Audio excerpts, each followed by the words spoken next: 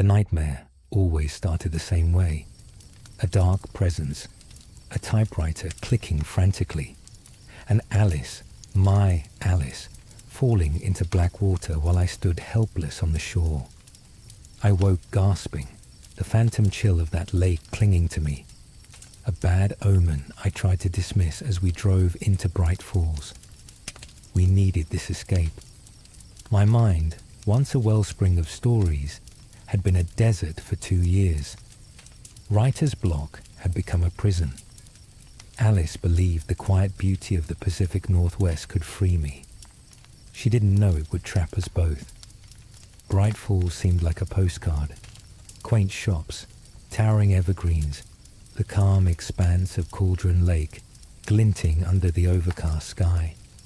Yet an unsettling stillness hung in the air, a held breath.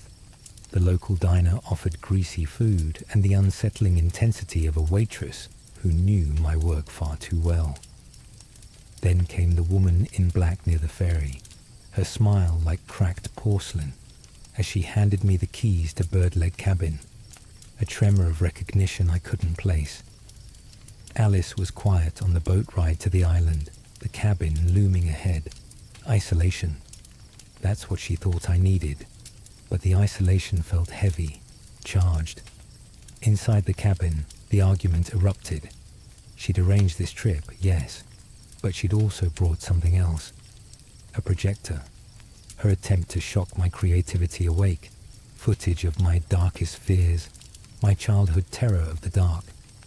Betrayal curdled in my gut. How could she? I shouted, stormed out into the gathering twilight as the power across the island flickered and died. Darkness swallowed everything. A primal fear, older than memory, tightened around my throat. When the unnatural silence broke, it was with Alice's scream, tearing from the cabin. I ran back, heart hammering against my ribs. The living room window was shattered. Outside, on the moonlit deck, a swirling vortex of shadow and debris, and Alice pulled screaming into the void above the lake. I lunged, grabbing nothing but cold air as the darkness consumed her. I jumped after her into the freezing black water. I woke on the shore a week later, coughing up lake water, memory a gaping wound. Sheriff Breaker found me, her question sharp, probing. Agent Nightingale watched me like a predator, convinced I'd killed my wife. Then, stumbling through the woods near the cabin, I found them. Pages, typewritten. My words, a manuscript titled Departure. But I hadn't written it, not that I could recall. The words described finding the pages and finding Alice's shoe further down the path, exactly where I found it moments later. Cold dread settled deep in my bones. The story was writing me. The phone call started, a distorted voice whispering threats. Bring the pages to the abandoned mine. Bring them or Alice suffers. Hope warred with terror. She was alive, trapped by the same darkness. My agent Barry arrived, a whirlwind of nervous energy and loyalty, dragging me back from the edge of despair. He saw the pages, heard the voice. He believed. We became investigators in our own horror story, following the trail of scattered manuscript leaves. Each page peeled back another layer of the nightmare. They spoke of the taken, people consumed by the dark presence, their humanity stripped away, shadows clinging to them like armor. They moved like puppets, wielding axes and saws, whispering fragmented threats. Light. Only light could burn away the protective darkness before conventional weapons could harm them. Flashlights became lifelines, flares our desperate weapons against the encroaching void. The pages spoke of history too, of Thomas Zane, a poet who lived on this island decades ago. He tried to write his drowned lover, Barbara Jagger, back to life, but instead, he gave form to something ancient and malevolent in the depths of Cauldron Lake. The dark presence. It wore Barbara Jagger like a suit, her heart replaced by pure darkness. Zane had sacrificed everything, writing himself out of existence to contain the horror. But the wound remained, and now it was awake, hungry. It needed a writer. It needed me. My lost week, trapped in the dark place beneath the lake, writing departure under its influence. A story designed to set it free, using Alice as bait.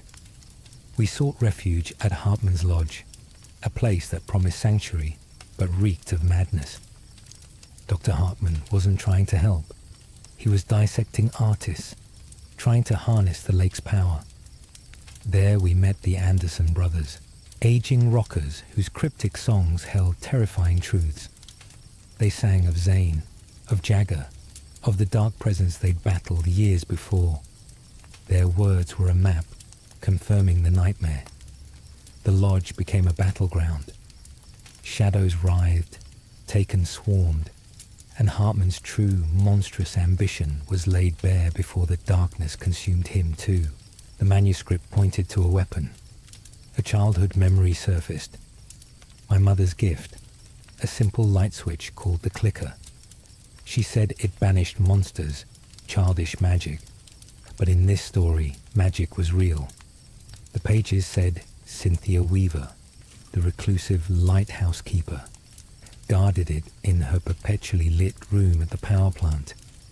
Getting there meant confronting Agent Nightingale, now fully consumed by paranoia and the dark whispers.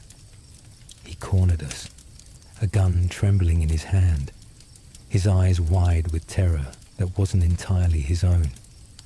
Before he could pull the trigger, shadowy tendrils erupted from the floor, dragging him screaming into the abyss.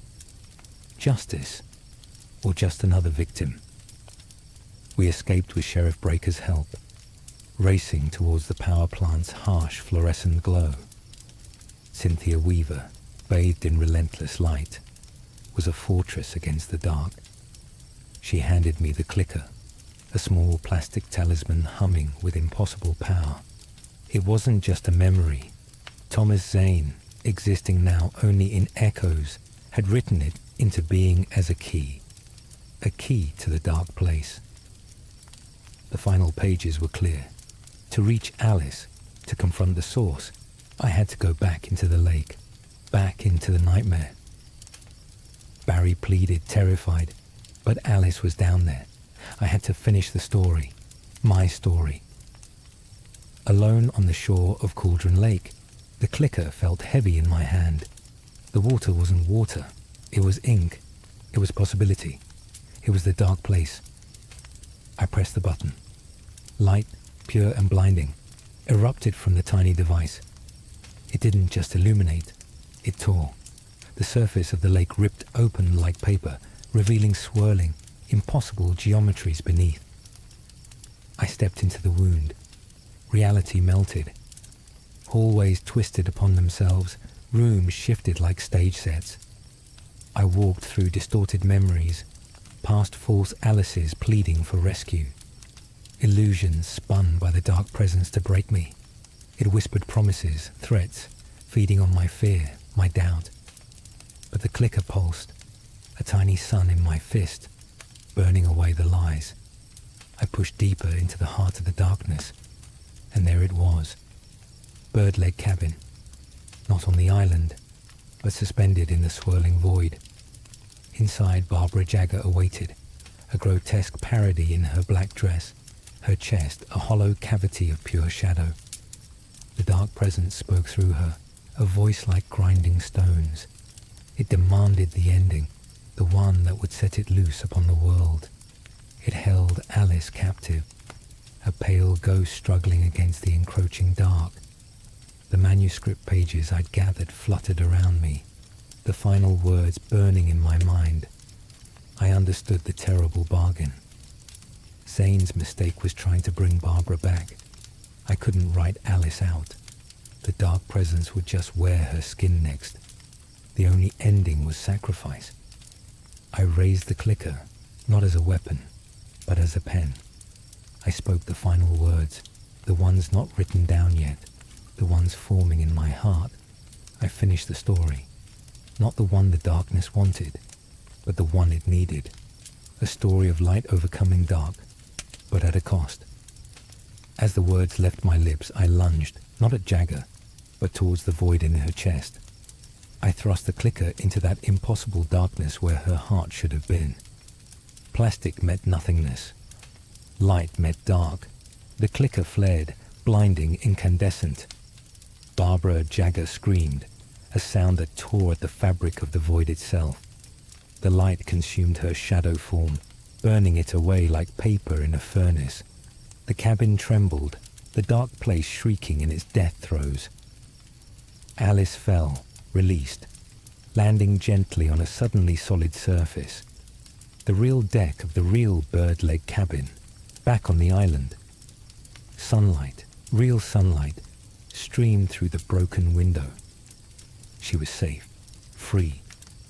I saw the relief, the love in her eyes as she looked towards me. But I wasn't there.